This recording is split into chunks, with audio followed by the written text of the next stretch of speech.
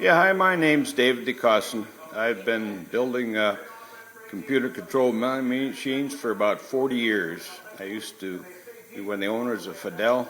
My name's D and Fidel, which we sold in '95, and been retired ever since. So is my brother Larry and all the kids. But I'm still building machines, as you see. I built a CNC machine on the bones of a Grizzly 1006 model number. It's an 8-tool automatic tool changer. It has spindle orientation. Tool change time is about 7 to 8 seconds.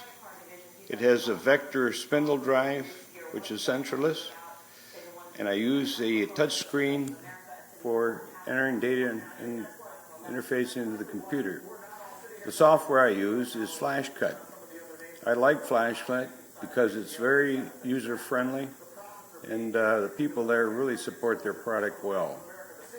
Now, what I'm going to do is show you a demo. I have my prototype here with the part set up, and you can actually see the tool changes as we machine the part. So here is my demo machine, my prototype. So all I have to do is just touch start on the computer. Spindle comes on, starts drilling the hole using a G83 PEC cycle. Spindle RPM is 2,000 RPM. It'll drill 3 holes, and then it'll go to tool 2, which is a 5/16 2-flute end mill. With that tool, I'll go about 230 thousandths deep. Since the part is 250 thousandths thick, it leaves a wall of about 20 thousandths. The last tool, I go in and I cut out the part and it falls out. And it leaves a little bump there that needs belts in or whatever. But there you saw spindle orientation. Tool pulls out, in. What we have here is a modified Caterpillar tool holder that's actually I call it a Cat R8. It has an R8 taper, and then machine on the end of the tool holder, I have a pull stud. The drawbar, which is in the standard R8 Bridgeport style spindle, has clearance, so it's a floating drawbar. So any run out of the pull stud does not affect the run out of the tool.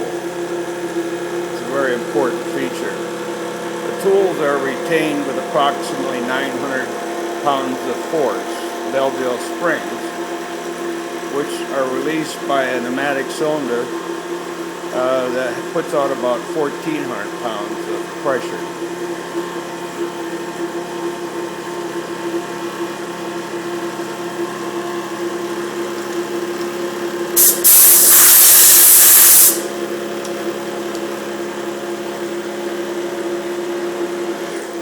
This part we're machining here is actually part of the tool changer. It's a bracket that mounts the air cylinder that drives the slide in, and all the motions of the tool changer have feedback. So the inputs to the control are read. So nothing is done on time. It's all feedback. You program simply using the M code, M06, and which T number you want.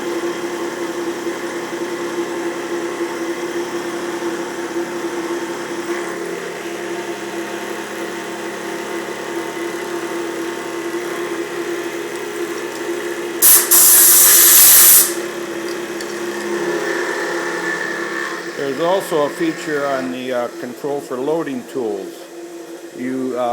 You touch load tool, and what it does, it orients the spindle, removes the tool, and pauses.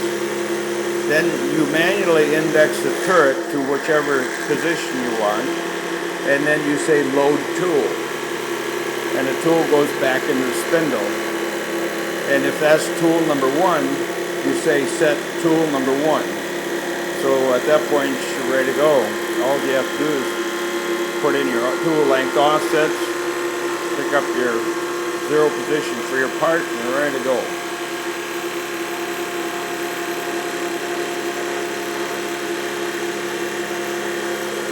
What it's doing now, it's milling an 1.8" diameter hole. This is the registered diameter on the end of the tool in air cylinder. It's a 1.75" diameter Bimba air cylinder with magnetic feedback, reed switch feedback.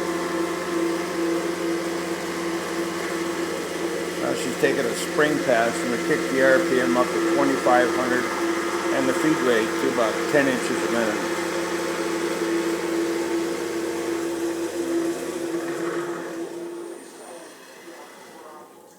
She goes to tool change position, gets a tap, it's tool number 3. Now I could have changed the manner of machining this. I could have tapped these holes right after machining, but you know the program kind of evolved, and sometimes that's what you end up with.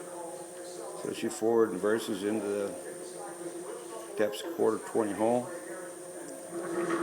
goes home, orients spindle, slide comes in, tool out cylinder, slide down, index the turret, slide up, slide back, and that's the tool change. About 8 seconds.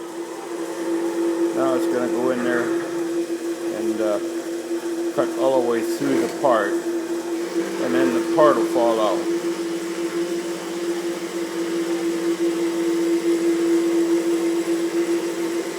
Here's what the part actually looks like.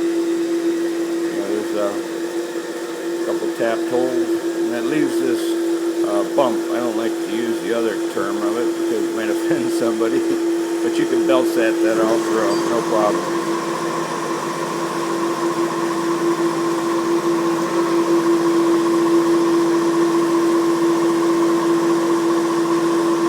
Maximum speed on the spindle is 3,000 RPM, and the ratio between the motor and the spindle is about 1.7 to 1, so it has good torque.